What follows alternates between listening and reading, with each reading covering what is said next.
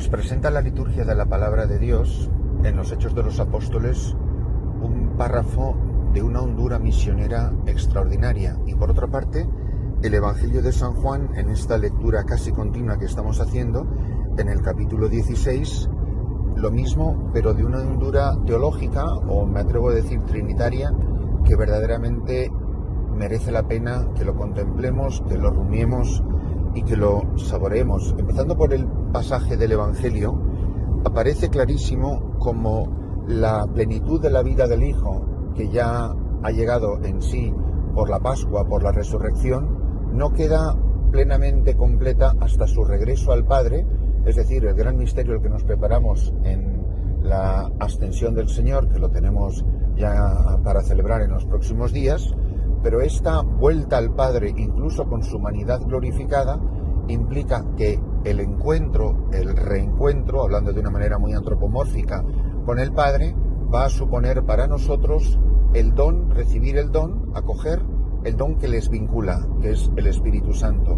Esta obra del Padre y del Hijo, el Padre que ha amado tanto al mundo, que ha enviado a su Hijo, el Hijo que, dejándose amar por el Padre, se deja enviar a las entrañas purísimas de la Santísima Virgen María en el misterio de la Encarnación, donde se hace consubstal, donde se nos revela como consubstal a su Padre en su divinidad, y se hace en ese instante de la Encarnación consustancial a nosotros en su humanidad, como nos recordará el Concilio de Calcedonia.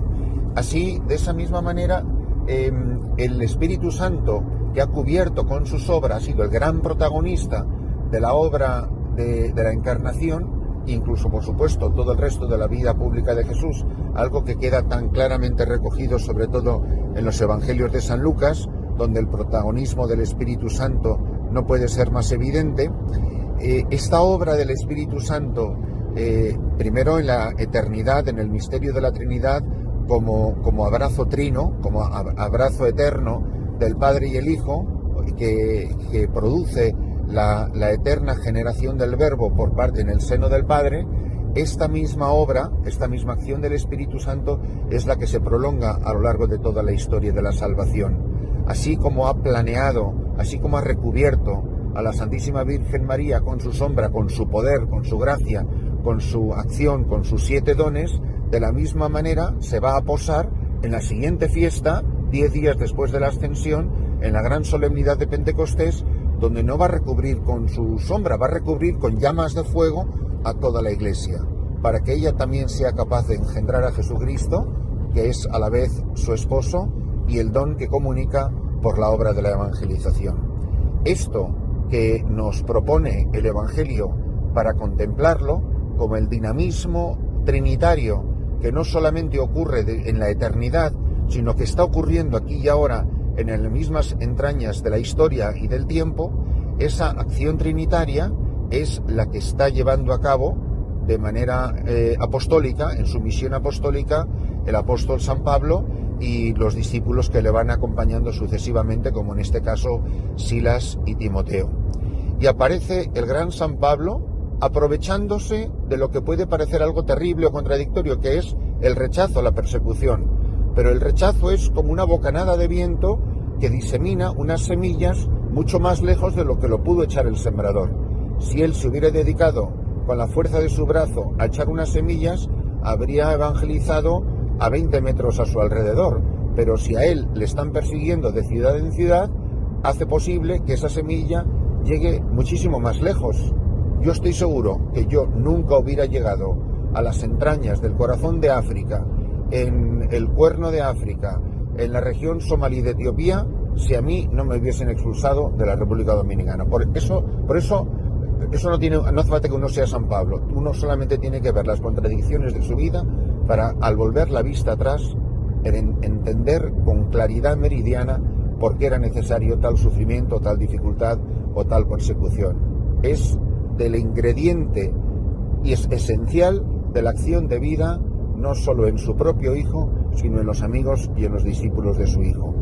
Nuestra contradicción, nuestro rechazo de esa persecución, el dar pataletas y el pensar que se está interrumpiendo el plan de Dios cuando el plan de Dios es ininterrumpible, porque es Señor de la historia, porque es Alfa y Omega, como está incrustado en el mismísimo cirio pascual.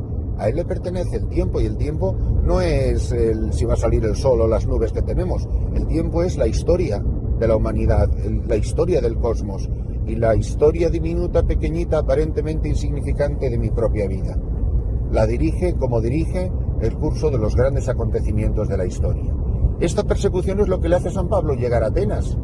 A lo mejor Atenas no estaba en el plan que le había preparado la agencia de viajes de los apóstoles. Y sin embargo, ahí aparece, en la ciudad que era, por definición, la meca de la cultura, la meca del saber, y se lanza sin más credenciales que su herencia judía y la experiencia de un encuentro en el camino de Damasco, que le constituyen en testigo de un acontecimiento del que él puede hablar porque lo ha vivido en primera persona del singular. Pero no solamente ha vivido ese acontecimiento, ha vivido el martirio de Esteban, que dice los mismos Hechos de los Apóstoles que él aprobaba, y que la gente dejando sus mantos a los pies de un joven llamado Saulo. O sea, él ha sido partícipe de la persecución y ahora es víctima de esa misma persecución de la que él ha sido protagonista. Esa es la conversión de un hombre. Por eso es de aquí siempre, y lo he subrayado muchísimas veces, la importancia entre saber distinguir religión o religiosidad y fe. Hay mucha gente que puede ser muy religiosa, pero no tener tanta fe. Simplemente ha vivido una serie de prácticas, pero unas prácticas que no han producido en realidad casi nada en la vida de esta persona. Simplemente son la suficiente gasolina para seguir siendo como se es. Es algo así como los bancos de las iglesias, que se han pasado delante del sagrario muchísimas más horas que ninguno de nosotros y no han cambiado nada. Ahí están los bancos de la iglesia, igualitos, un poco más desgastados con el paso de los años, pero no han cambiado nada. Y eso nos puede pasar a muchísimos creyentes, que vivimos en la fantasía y en la ilusión de que porque realizamos una serie de prácticas religiosas, pero no tenemos experiencia de aquello de lo que hablamos, no somos testigos, por tanto, nuestra vida es bastante estéril y bastante ineficaz. Luego miramos alrededor el comportamiento religioso de los que hemos querido sinceramente evangelizar, pero solo con nuestras prácticas religiosas, y nos echamos las manos a cabeza al ver el desastre que hemos conseguido. En cambio, cuando uno se encuentra con uno que se lo ha encontrado, es muy diferente. La diferencia es juntar una vela apagada con otra vela apagada. Pues ya las puedes juntar toda la cera que quieras, que no vas a tener una sola llama. Tú vete a una fábrica de cera y ahí no vas a encontrar ni una vela encendida. Ahora, con una sola vela encendida puedes encender una ciudad, porque no se pierde el fuego de una vela que se acerca a una vela apagada. Al contrario, así es como va creciendo. Cuando el mundo, la gente joven, o la gente mayor, o la gente quien sea, se acerca a una persona, la que sea, joven o mayor, que tenga su cirio encendido, esa persona se achicharra, o se aleja o se quema. Eso es lo que ocurre con los cristianos, y eso es lo que ocurre con San Pablo. Y él les dice claramente: sois religiosos, pero no tenéis fe. Tenéis, no solo religiosos, tenéis un panteón. Dice: paseando por ahí he visto el monumento al Dios desconocido, a todos vuestros dioses y al que no sabéis ponerle nombre. Pues a ese cuyo nombre no conocéis, de ese vengo a daros testimonio. Le habéis buscado, pero vosotros no habéis sido encontrados por él. Vosotros buscáis, eso es la religión natural, el hombre que busca a Dios, que tiene en su corazón una semilla de trascendencia, una ansia, una añoranza de infinito. Y sin embargo, no es eso precisamente lo que está proponiendo el misterio de Cristo. El misterio de Cristo es diametralmente lo opuesto. Es el Dios que incesantemente busca al hombre y se hace el encontradizo. Y no hay dos historias de un encuentro que sean fotocopia ni calco la una de la otra. Esa es la maravilla, la originalidad en el misterio de la antropología cristiana, de cómo Dios se encuentra, cómo Dios sale al encuentro de cada uno. Y que la apariencia misteriosa que puede tener Jesucristo en la vida de una persona es única e irrepetible para cada individuo. Si somos hechura de sus manos, porque Dios no ha sido modelado por las nuestras, sino nosotros lo hemos sido por las suyas, aquí es donde aparece la maravilla de lo que es este misterio.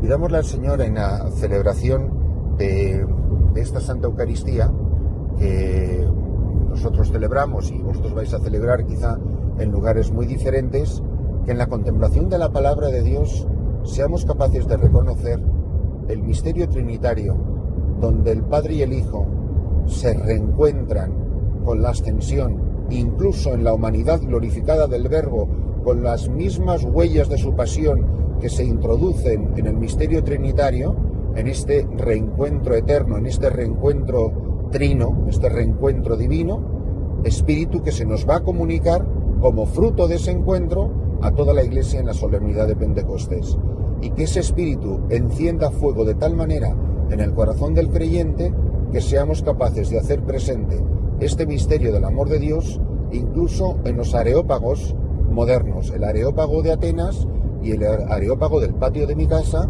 o de la fábrica o de la universidad, de la calle, de mi vecino o donde quiera que se desenvuelva mi vida. Donde quiera que desenvuelva mi vida habrá gente que está adorando sin saberlo al Dios desconocido. Y de ese Dios, como dice San Pablo, os he venido a hablar.